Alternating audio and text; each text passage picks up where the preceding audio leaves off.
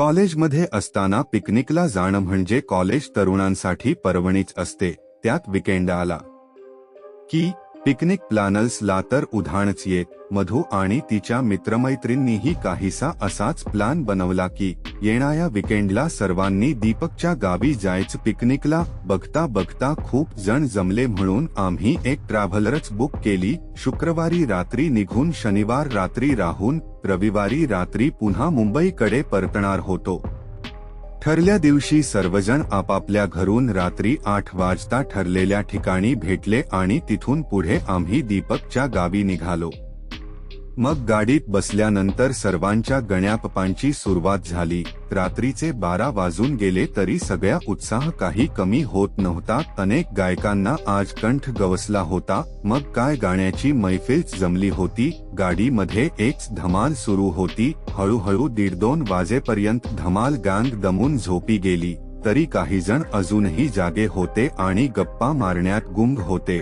मुली ते कॉलेजच्या जुन्या आठवणी ताज्या करण्यापासून आतापर्यंत कोण कस ग्रुपमध्ये ऍड झालं, त्या आधीच्या पिकनिकला काय काय झालंय अशा गप्पा खूप उशिरापर्यंत सुरू होत.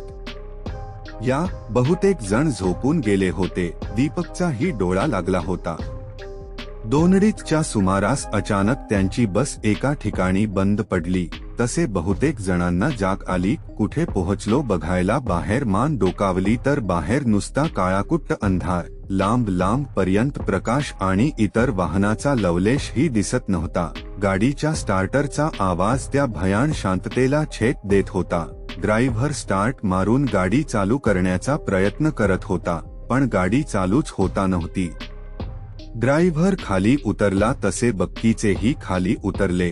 काळाकुट्ट अंधार. गाडी एका सुनसान रस्त्याला उभी होती. सगळ्यांनी पटापट आपल्या मोबाईलच्या टॉर्च चालूया केल्या. ड्रायव्हर ही आपल्या बॅटरीच्या उजेडात बोनेट उघडून पाहू लागला. बक्कीचे टॉर्चच्या उजेडात इकडे तिकडे पाहत होते. रस्त्याच्या दोन्ही बाजूनं घन जंगल असल्यासारखं दिसत होता.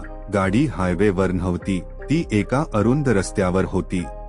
तसं दीपकच्या चटकन लक्षात आलं. ड्रायव्हरने गाडी हायवे वरून घेता शॉर्टकटने जंगलात आल्या मार्गाने घेतली होती. तशी भीतीची एक नाजूक लहर त्याच्या पूर्ण शरीरातून गेली. कारण त्याला काहीतरी आठवलं. गेले वेळेस गावाला आल्यावर त्याने हा मार्ग आता अपशकुनी झाल्याचं ऐकलं होतं. तत्काळ तो त्याच्या मित्रांकडे गेला आणि भेदरल्या स्वरात सगळ्यांना गाडीत बसायची विनंती करू लागला. पण ऐकतील ते मित्र कसले. सगळे त्याची थट्टामस्करी करू लागले. त्याला ड्रायव्हर मदत करायला सांगून सगळे पुन्हा गप्पामध्ये गुंगले. आता त्यांचा टॉपिक अंधश्रद्धा आणि सायन्सवर येऊन ठेपला होता. बोलता बोलता त्यांचे पैकी एकच्या टॉर्चचा उजेड गाडीच्या मागच्या टायरवर पडला. त्याला लाल लाल काहीतरी लागलं होतं. जवळ जाऊन बघितलं तर ते रक्त होत. टायराखाली नक्कीच काहीतरी आलं होतं म्हणून सगळे पळत पळत मागे आले. तेव्हा त्यांना एक काळी मांजर मरून पडल्याचं दिसलं. सगळ्यांना ते थोडंस विचित्रच वाटलं. बिचारी गाडी खाली येऊन मेली एक्सेट्रा दिलगिरी व्यक्त करून सगळे पुन्हा गाडीकडे निघाले. मात्र मधू अजूनही तिथेच उभा होती, मंत्रमुग्ध झाल्या सारखी. ती एकटक त्या मांजरीकडे बघत. अचानक ती वळाली आणि चालू लागली, पण गाडीच्या विरुद्ध दिशेला. अंधार. बक्कीचेंना कळालच नाही की मधू त्यांचे मध्ये नव्हती. ती आता चालत चालत एक वळणावर आली होती. मग डावीकडे वळून ती एका झाडाकडे एकटक पाहू लागली आणि अचानक शुद्धीवर आली. आपण कधी कसे इथे एकटेच आलो. तिला काहीच कळत नव्हते. ती प्रचंड घाबरली आणि गाडीच्या दिशेने पाळणार. तेवढ्यात तिला कोणच्या तरी रडण्याचा आवाज आला. तिने हातातील टॉर्च त्या झाडाच्या बुंध्याशी वळवला तर तिला तिथे कोणतरी बसल्यासारखं दिसलं. जवळ जाऊन पाहिलं तर गुडघ्यात तोंड घालून एक बाई तिथे रडत बसली होती. थरथरत्या स्वरात मधूने विचारलं, तुम्ही एकट्या इथे काय करत आहात. पण त्या बाईने काहीच उत्तर दिले नाही. त्यावर मधूने पुन्हा विचारलं, तुम्ही रडत का आहात. त्याच क्षणी त्या बाईने मान वरती करून पाहिलं तस मधूची बोबडीच वळली. तिचा पूर्ण चेहरा सडला होता आणि डोळे लालबुंद होते. त्या टॉर्चच्या उजेडात ते विदारक दृश्य पाहून मधू हादरलीच. आणि प्राणकंठाशी आणून ती गाडीच्या दिशेने पळत सुटली. तोपर्यंत गाडी चालूच झाली होती आणि सगळे गाडीत चढतच होती. मागून पळत पळत ती सगळ्यांच्या मागे उभ्या असलेल्या दीपकच्या अंगावर जाऊन आपटली. तस दीपकने तिला सावरल तशी ती जोरजोरात रडू लागली. तसे सगळे जण तिच्या भवती जमले. कोणाला काही कळेनाच. मधू मात्र थरथरत होती. तिच्या सर्व अंगाला घाम सुटला होता. धापा टाकत मागे बोट दाखवून ती सांगू लागली, तिथे कोणीतरी आहे, कोणीतरी आहे. त्या झाडाखाली होती. मधू प्रचंड घाबरली होती. काय बोलावे तिला काहीच सुचतच नव्हतं. सगळे तिला धीर देऊ लागले. दीपकला कळून चुकलं, काहीतरी भयान घडलं आहे. अजून काहीतरी अघटित घडायच्या आधी त्याने तिथून लवकर काढता पाय ठरवल आणि सगळ्यांना गाडीत बसवलं. गाडीत बसलेवर ती सगळ्यांना सांगू लागली, मागे एका झाडाखाली बाई बसली होती. भूत होती ती, भूत. पण कोणाला विश्वासच बसेना. तिला काहीतरी भास झाला असेल असे समजून सगळे तिची समजूत काढू लागले. पण आता काही वेळापूर्वी आपण जे पाहिला तिच्यावर तिचा पूर्ण विश्वास होता. दीपकने तिला कसंबसम शांत केलं आणि ती कशीबशी झोपी गेली. सकाळी गाडी दीपकच्या गावी पोहोचली. सगळ्यांनी 2 दिवस भरपूर एन्जॉय केलं. मधू नाही करू शकली. सकाळ दुपार संध्याकाळ तुझ्या डोळ्यासमोरून ते दृश्य हलतच नव्हतं. त्या दिवसापासून आणि दीपकच्या गावी जाऊन आल्यानंतरही जाणो का पण आता प्रत्येक ठिकाणी मधूला तीच बाई वारंवार दिसत होती. आपल्या आसपास त्या बाईचे अस्तित्व तिला जाणवत होते. पण तिला माहित होतं की तिच्या बोलण्यावर कोणाच विश्वास ठेवणार नाही. म्हणून तिने या गोष्टीबद्दल दीपकशी बोलायचे ठरवले. मग एक दिवस त्याच्या घरी जाऊन तिने दीपकला विश्वासात घेऊन त्या ठिकाणी घडलेली सर्व हकीकत त्याला सांगितली. दीपकानेही तिचं म्हणणं शांतपणे ऐकून घेतलं, कारण त्यालाही त्या दिवसापासून या घटनेबद्दल मधूशी बोलायचं होतं. दोघांनाही काहीच सुचेना की काय करावं. दोघेही खूप टेन्शनमध्ये आले होते. दीपकची मधू खूप चांगली मैत्रीण असल्याने तो आपल्या मैत्रिणीला ह्या अवस्थेत पाहू शकत नव्हता. आपण यातून नक्कीच काहीतरी मार्ग काढू असं बोलून त्याने मधूला पुन्हा घरी पाठवले. त्याच्या दुसऱ्या दिवशी रात्री साधारण 8च्या दरम्यान मधू आपल्या घरी एकटीच बसली होती. तिचे आई बाबा काही कार्यक्रमानिमित्त जवळच कुठेतरी बाहेर गेले होते.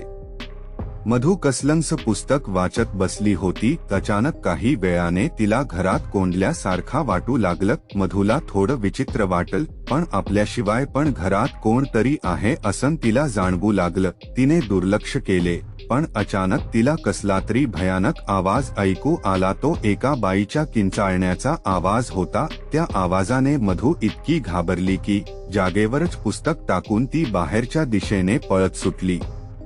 पण बाहेर आल्यानंतर अचानक धाडकन बाहेरचा दरवाजा बंद झाला आणि संपूर्ण घरात वाचवा वाचवा अशी एका बाईची किंकाळी घरात घुमू लागली. तो आवाज ऐकून मधूही घाबरून गेली. भीतीने ती घरभर सैरावैरा धावू लागली. मग तिने कसाबसा आपल्या मोबाईलवर तिच्या बाबांचा नंबर डायल केला. रिंग वाजत होती, पण कार्यक्रमात असल्याने त्यांना कदाचित ती ऐकू गेली नसावी. आता मात्र मधू रडकुंडीला आली होती. मग काहीतरी विचार करून तिने दीपकचा नंबर डायल केला. इकडे दीपकही झोपण्याची तयारी करत होता. इतक्यात त्याचा मोबाईल वाजला. त्याने स्क्रीनवर मधूचा नंबर पाहताच पटकन तिचा कॉल रिसीव्ह केला. तर तिकडून मधूने अत्यंत भेदरलेल्या आवाजात त्याला घडणाऱ्या घटनेबद्दल सांगितले आणि ती तिच्या घरी येण्याची विनंती करत होती. मग दीपकने तिला घरातल्या देव्हाऱ्याजवळ जाऊन बसण्यास सांगितले व तो तिथे येईपर्यंत कुठेही जाण्यास सांगितले.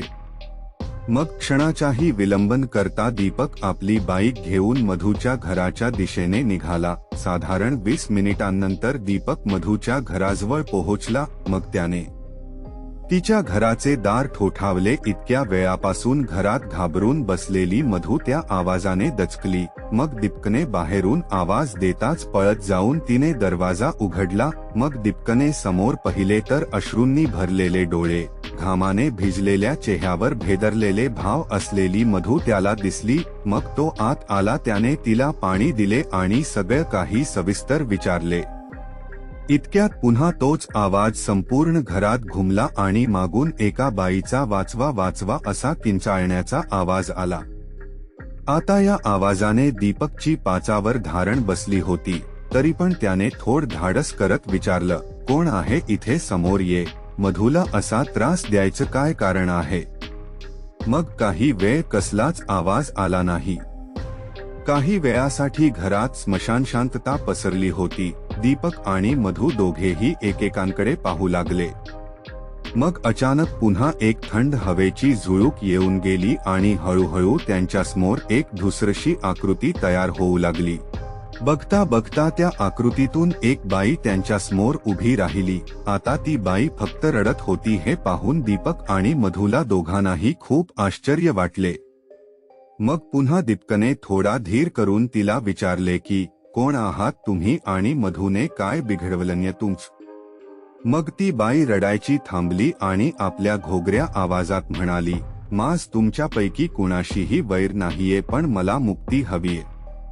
मुक्ती? दीपक आणि मधूच्या तोंडून एकाच वेळी हे वाक्य बाहेर पडलं. मग मधू इतक्या वेळानंतर पहिल्यांदाच त्या बाईशी बोलली, म्हणाली, तुम्हाला मुक्ती हवी आहे तर आम्ही कशी देऊ शकतो? आम्ही साधारण माणसे आहोत.